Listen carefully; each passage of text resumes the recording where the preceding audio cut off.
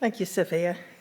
I'm really delighted to welcome everybody here to our third Building Bridges conference, but our first in-person conference. We're really excited finally to have this conference in person. These conferences were born out of an idea 5 years ago. Helen Bransfield and I were working on the air bid, and we thought it would be really important to include something that brought the sector together, and we wanted to do it on an annual basis. One thing we thought was important was to make it either free or subsidized for people to come, because there's a lot of events going on that can be quite restrictive, and there's organizations that have the resources and reach to come to events like this, but we wanted to open it up wider, so it was really important for us that people had the chance. By helping overcome those barriers of cost, more organizations can take part, more ideas can be engendered, more people can be looked after, and really exciting innovations can be developed.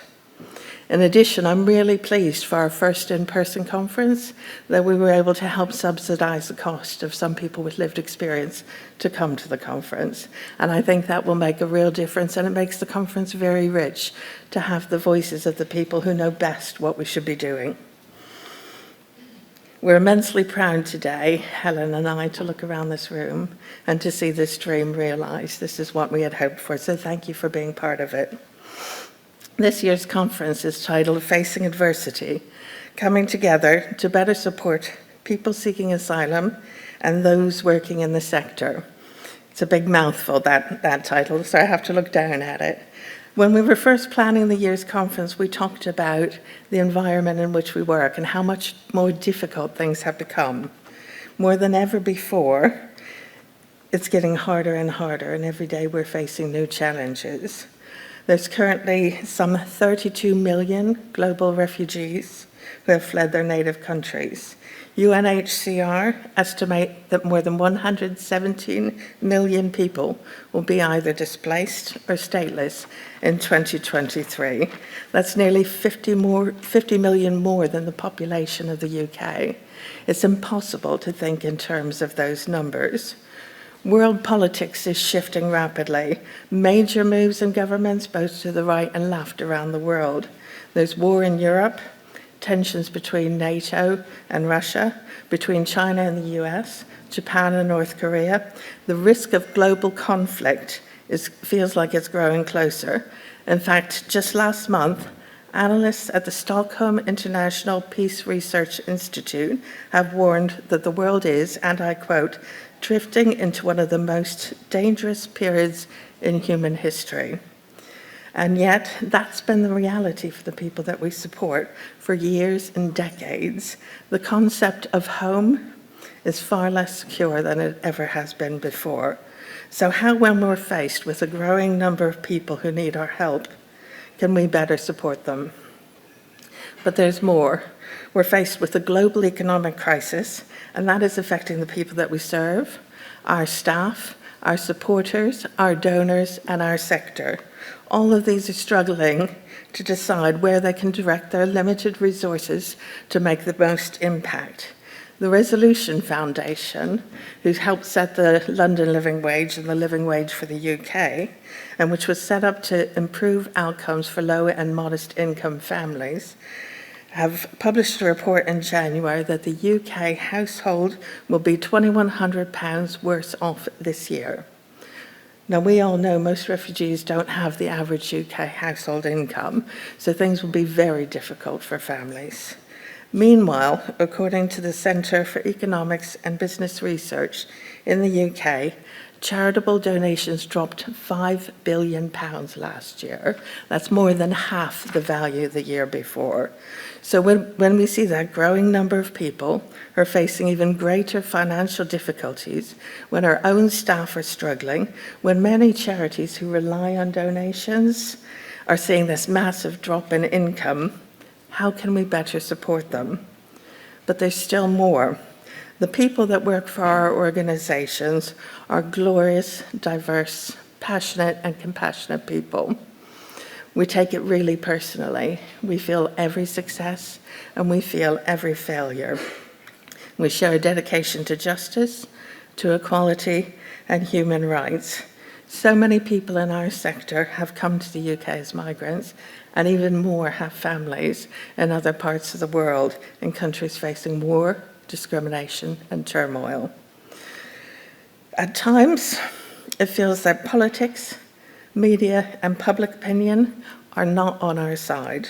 You'll be hard-pressed to glance at a newsstand or watch the evening news and not see anti-migrant rhetoric. The comment section of online news and social media makes you sick to your stomach. But let's not forget, according to a study by the Policy Institute at King's College London, the UK is increasingly more open to immigration. There's been a substantial shift in the last 15 years, and here's some headlines. Of 20 nations surveyed, the UK is by far the least likely to think that immigration increases unemployment, the least likely to think that immigration causes a rise in crime, the least likely to think that immigration increases the risk of terrorism. The UK is second only to Canada in thinking immigration strengthens cultural diversity. And finally, the UK ranks fourth in the belief that immigrants have a very good or quite good impact on the development of the country. We should rest assured that the British government stands more with us do-gooders than the anti-migrant voices. But the threat of the vitriolic rhetoric is in the desensitization to racism that it engenders and in the extreme fringe that it emboldens. Refugees, asylum seekers, and charity workers have been attacked, threatened, doxxed, and abused. It's a frightening time. People are afraid to go out. People are afraid to come to the offices. They're afraid to work for charities in our sector, and they're afraid to show support for the work we do sometimes. So once again, when we see that growing number of people facing financial crisis and hostility, and our own staff are struggling, when our fellow charities are facing difficulties, how do we better support them?